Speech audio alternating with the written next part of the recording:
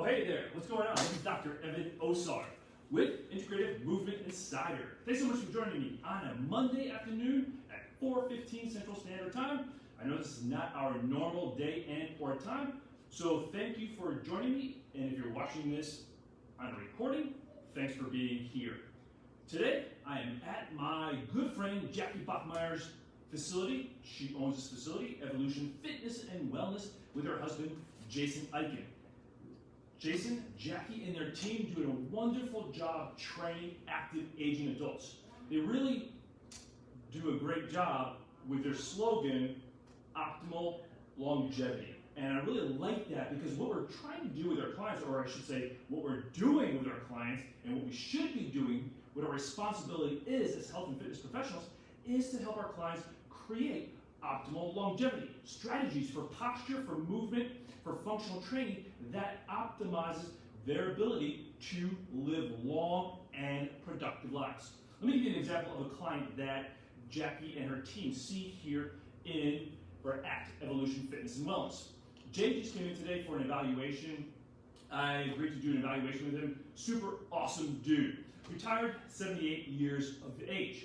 And he has trouble walking. He says, I like walking at night with my wife around our neighborhood, and I get this terrible low back pain, and after about 10 minutes, and I have to sit down and or just go back home because I can no longer take that low back pain, and it discourages me from walking longer. It discourages me because I'm feeling like I have to live with this low back discomfort. So as I evaluated Jay and looked at some of his history, well, one of his challenges has been he had open heart surgery, and that's where they actually still went in and cracked his rib cage open, split it open, and now it's healed, but he has very limited breathing into his rib cage. He has very limited hip rotation, as you can imagine, like many of our older clients. He's a big belly breather, and he's like, I also notice when I sit up, I get this sort of dolman or distension of my abdomen. These are all classic signs of suboptimal breathing strategy. And suboptimal breathing strategies also lead to balance issues. So the very first thing, what do you think I had him work on? Optimizing his breathing. Because optimizing breathing helps him better align his rib cage over top his belly. I should say, his rib cage over top his pelvis, so that he doesn't have to just belly breathe. So he can actually create three-dimensional breathing, which will help balance and help him keep more upright and not have to overuse his low back. Another thing we worked on with Jay is teaching him how to better use his hips. Because again, like many of our older clients, like many of our younger clients, Jay is a butt gripper. He grips his hips and he's sort of tucked under like this. This is a very classic posture or position of spinal stenosis because this helps create more space in the low back if you have any degenerative changes of the spine, like many of our older clients do. So the goal is not to teach Jay just to get into anterior tilt, it's to help him create a better breathing strategy so he can get more upright, so he can create more elongation and suspension of his trunk and spine, so that he's almost basically lifting off his pelvis. Now the third thing, we didn't work on it today, but the third thing we're going to progress him to is teaching him how to better align his lower extremity and control his ankle and foot complex. One of the things he mentioned to me is he remembers having a teacher when he was a kid in school. He said the teacher always walked with their feet turned out. And Jay noticed in himself that he also walks with his feet turned out, more so on the one side. That's another classic sign that your client has lost their ability to, number one, rotate, however, to also bounce. Because you should be able to bounce with a foot facing relatively straight forward or just slightly turned out, not excessively turned out. Your client will turn their leg out when they're not balanced in single leg stance, because this is a narrower base of support than turning the foot out here, where now it's a wider base of support, so they're more stable, and especially when they lose rotation, they will lose the ability to step and rotate around that forward foot. We're talking about that in our Two Anatomy Geeks special, how rotation is such a key point to balance and walking. So what these clients will do is when they lose rotation, they start walking more in the frontal plane. They'll start to weeble wobble more.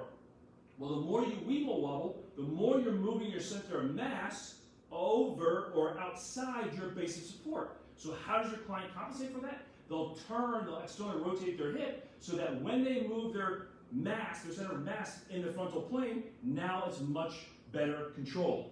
Unfortunately, that still increases the risk of falling in the long term. It creates knee issues, low back issues, and a host of other issues. So the third thing we're going to work on with Jay, once we help him better create a more optimal strategy for aligning and breathing, we also taught him how to use his hips. The next thing we're going to look at next time we see him, or next time Jackie and her team work with Jay, is we're going to teach him how to better control his ankle and foot. Now, you saw me with two different devices here. You saw me try to use this device here, the BOSU, or other dome-shaped structures. To me, they are not good. These are not good devices to use for balance.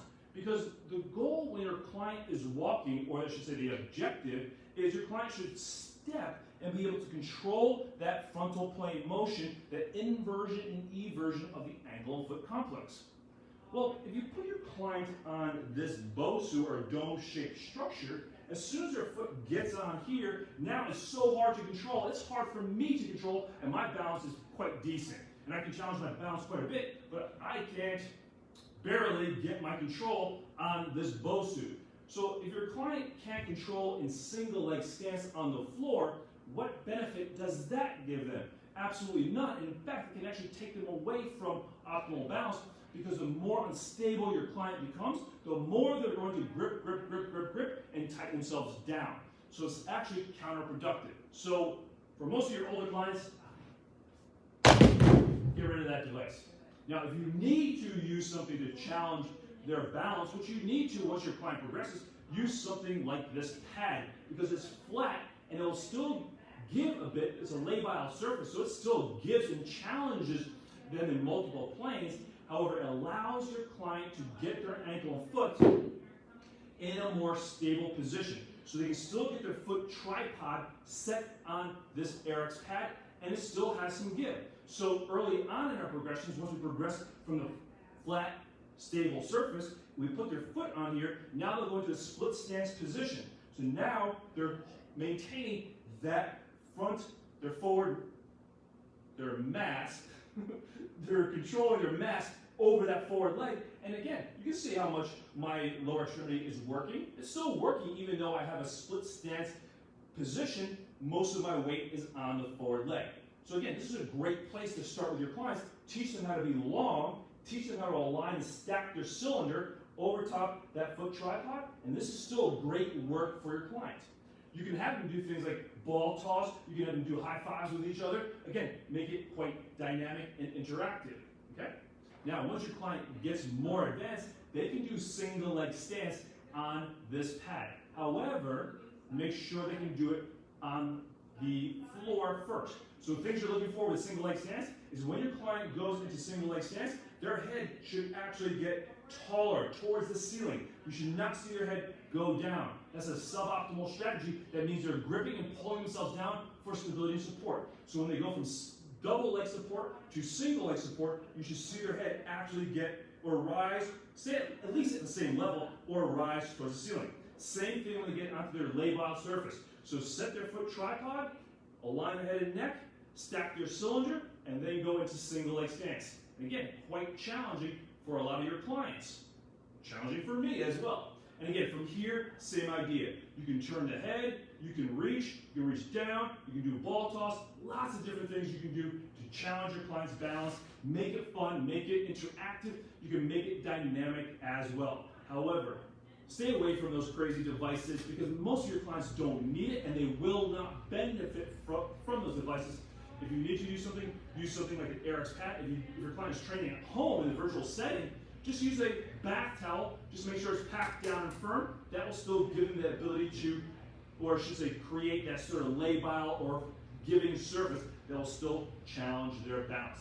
However, the important take home is challenge your client and make the patterns appropriate for your client, and that's how you become that go-to specialist for your current clients to help them with their posture, their balance, their walking. That's how you take your clients, and I should say, how you use your current clients to then brag about you and get them to refer their friends, family, co-workers, and other people that need your expertise, because there's lots of individuals, especially now, that are dealing with sarcopenia, osteoporosis, osteoarthritis, and fall, and are at a high fall risk. So I hope you enjoyed this. I hope it gave you some ideas and things to think about. Hopefully you're already using some of them, and a couple of other things that you may be able to plug into your programs. If you like this information, you're looking for more information, then check out Two Anatomy Geeks. Myself, one of the Anatomy Geeks, and Jill Leary, the other Anatomy Geek, have created a brand new series of Two Anatomy Geeks on posture, balance, and walking. We're covering the anatomy of posture, balance, and walking. Last week was episode number 1, or module number 1 of the 3-part series. This Saturday is module number 2, where we're discussing more specifics about the balance. We'll focus a lot more on the ankle and foot complex and that frontal plane control of the ankle and foot complex. So we go over the functional anatomy so you understand the anatomy and know how to address the soft tissue myofascial release, as well as corrective exercise strategies around the ankle and foot complex. And it will teach you how to progress this from stable positions to reactive positions to proactive positions, because you want to teach your client static balance, which is something like this. This is static balance. Proactive is something more like this, where you're being proactive on a surface, and then you also want to train reactive, where your client may be doing a dual task, catching, throwing a ball, looking around as they're playing catch, and or hopping, jumping, skipping, things like that, that's challenging them in multiple planes and in a more dynamic fashion, things like they may be doing in everyday life. So if this is interesting to you and you'd like to learn more information, I'm going to put the link, or Mary will put the link, next to this video, below this video, wherever you're watching it. Join us. All sessions are recorded, so in case you can't be on live, in case you missed week number 1 or module number 1 last week, you can get access to that. And then once the series is done, the 3-part series is done, we will submit for CCs in 2022. So 3 modules. Last module, we did about 2 hours and 15 minutes. This week will probably be about the same, because once we get going with this, we love sharing information. Jill does a great job bringing anatomy to life so you understand anatomy, and more importantly, that you're able to apply your new anatomy skills. So I'll put the link next to this video. If you have any questions about things you're doing or questions you have about balance, posture, and or walking, be sure to put them next to or below this video. I'll answer them at a later point. And we look forward to seeing you in Two Anatomy Geeks. Thanks so much for watching. This is Dr. Evan Osar with Integrative Movement Insider down here in beautiful Houston, Texas. It's 82 and sunny right now. And yesterday it was snowing up in my hometown of Milwaukee, Wisconsin. So I hope you're doing well. Hope your week started out well. Get out there, lead your community, empower your clients, bring them together, and let's go out and change the world. Make it a great day.